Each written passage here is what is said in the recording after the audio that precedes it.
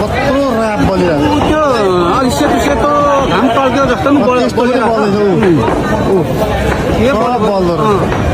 फलन त बल्दो रहेछ अनि त्यो रङले होला रङले होला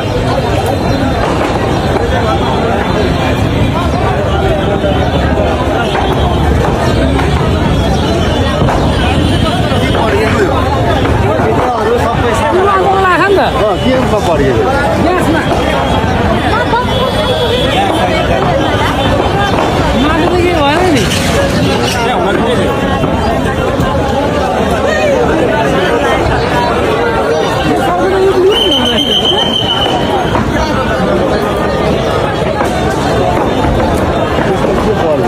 पल्लोपट्टि घर